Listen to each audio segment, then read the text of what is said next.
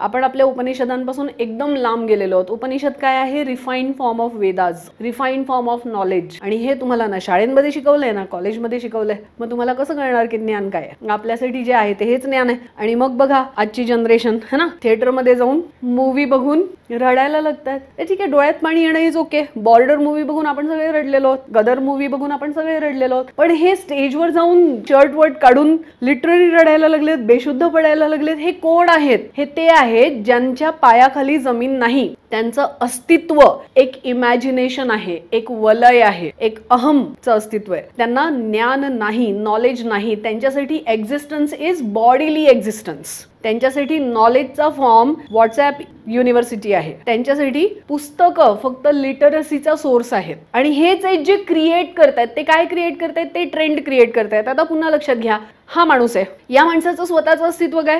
Zero. कारण याच्याकडे तर नॉलेजच नाही. हा झिरो. याने जो ट्रेंड क्रिएट केला तो किती महत्वाचा असेल? झिरो. 2 झिरो. आणि या ट्रेंडला फॉलो करतायत सगळे, ते कोण? हे सगळ्या मूर्खाचा बाजार.